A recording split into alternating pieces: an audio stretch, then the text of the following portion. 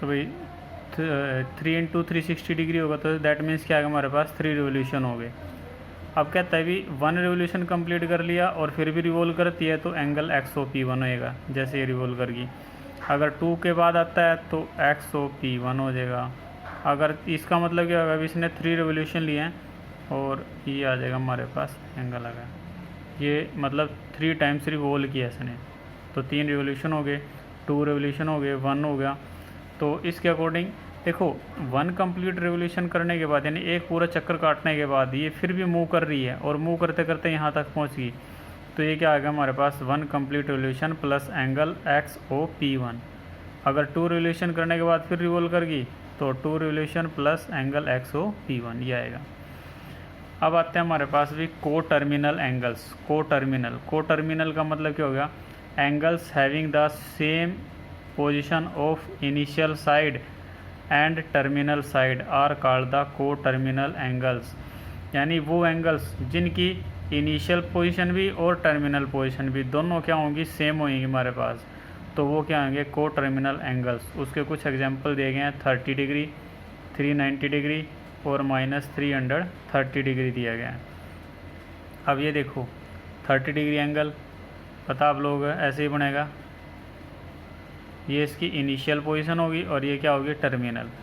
अब यहाँ हो 390 डिग्री, 390 डिग्री का मतलब क्या बन रहा है हमारे पास, 390 का मतलब क्या आ रहा है 360 डिग्री और प्लस कितना आता है हमारे पास भी 30 डिग्री। यानी 1 रेवोल्यूशन क्या हो गया, कंप्लीट हो गया और उसके बाद स्टिल मूव कर रही है कितने डिग्री तक, 30 डिग्री तक, तो ये आ गया। अब इस एंगल की और इस एंगल की देखो इनिशियल पोजीशन भी सेम है और टर्मिनल पोजीशन भी सेम है, तो दोनों एंगल कैसे हो गए हमारे पास, को टर्मिनल एंगल हो गए। कैसे एंगल हो गए भाई, को टर्मिनल। अब इस पे आ जाओ, ये आया हमारे पास भी -330, तो -330 का मतलब क्या होगा कि भाई -360 डिग्री और प्लस कितना है 30 डिग्री।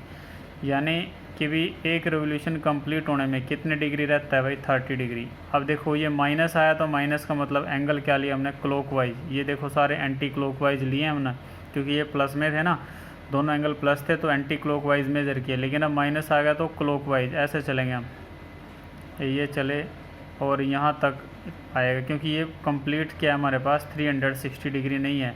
कितने की कसर रहती है अभी, ये आ गया हमारे पास, कितने की कसर रहती है इसमें 30 डिग्री की। तो अब ये देखो तीनों एंगल्स की इनिशियल पोजीशन भी और टर्मिनल पोजीशन भी दोनों क्या आ रही है हमारे पास सेम है। तो जब एंगल इस टाइप के होते हैं तो उनको हम क्या बोलते हैं अभी, को टर्मिनल एंगल्स बोलते हैं। कैसे एंगल्स बोलते हैं, को टर्मिनल एंगल्स बोलते हैं। अब इसके बाद आता है हमारे पास भी मेज़र ऑफ एन एंगल, यानी एंगल को मेज़र करना, उसकी मेजरमेंट करना, एंगल को मापना।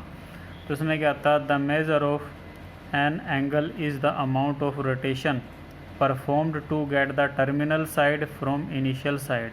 मतलब क्या है, the measure of an angle, यानी किसी एंगल की जो मेजरमेंट है वो क्या है, is the amount of rotation performed to get the terminal side from initial side. देखो ये आ गया, मान लो हमारे पास ये इसकी इनिशियल साइड है, ठीक है भाई, ये O और ये पॉइंट कितना ले लिया हमने X।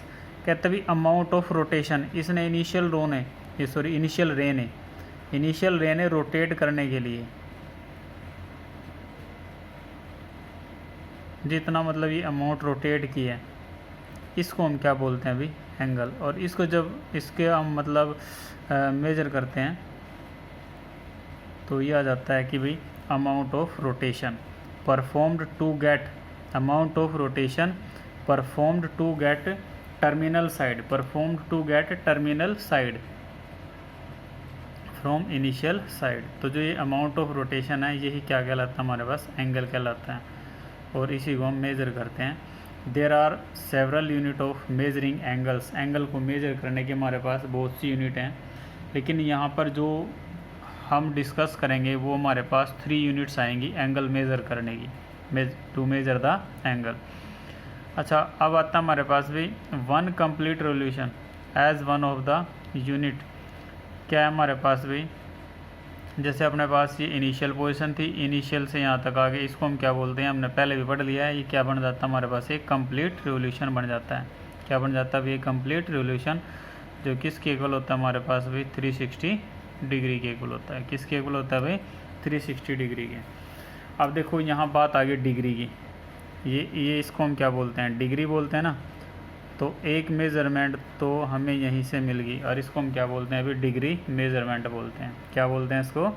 Degree measurement. अपने पास यहाँ बेसिक 3 ही मेज़रमेंट हैं, और वो बेसिक 3 मेज़रमेंट कौन कौन से हैं अभी? एक तो आता है सेक्साडेसिमल और इंग्लिश सिस्टम भी बोलते हैं इसको। सेक्साडेसिमल और इंग्लिश सिस्टम, दैट मीन्स क्या आ गया? डिग्री मेज़र आ गया। क्या आ गया हमारे पास भाई? Degree measure. अब अभी थोड़ी देर पहले हमने बात की थी कि भी जो 1 कंप्लीट रिवोल्यूशन है वो किसके इक्वल होता है? 360 डिग्री के। किसके इक्वल होता है भाई? 360 डिग्री के। अब बोथ साइड्स किस से डिवाइड कर दो? 360 से डिवाइड कर दो। तो 360 से 360 डिग्री कैंसिल हो गए, क्या रह जाएगा? 1 डिग्री रहेगा हमारे पास। कितने डिग्री रहेगा भाई? ये 1 डिग्री।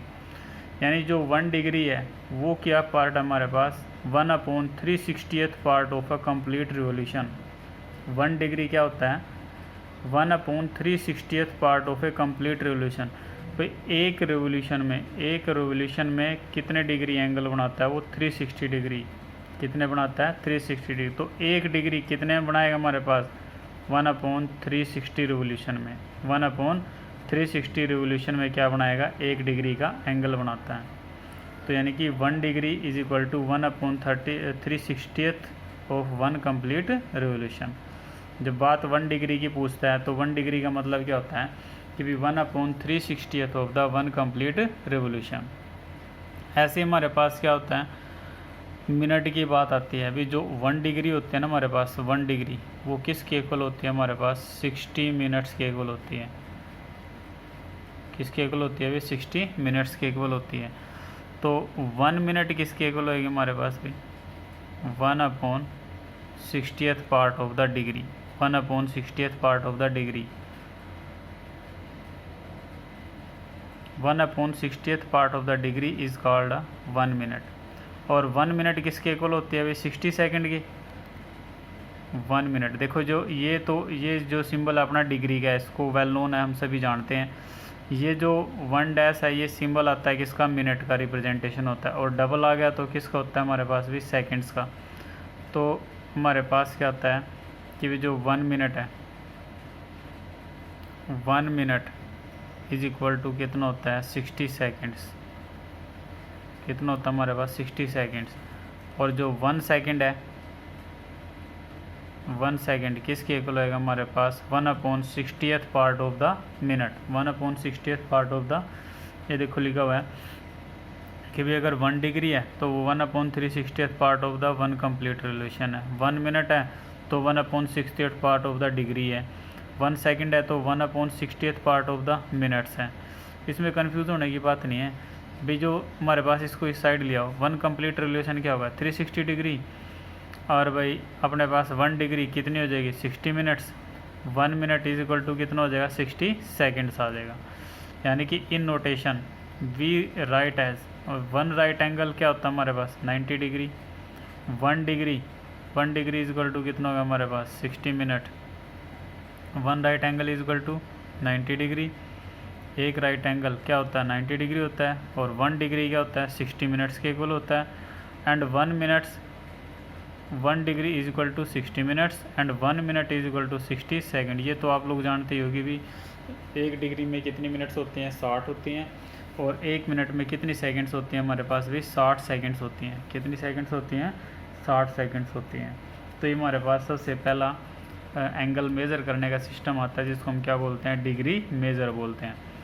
उसके बाद आता है हमारे पास भी सेंटेसिमल सिस्टम। क्या आता है? सेंटेसिमल सिस्टम, जिसको हम क्या बोलते हैं? Grade system.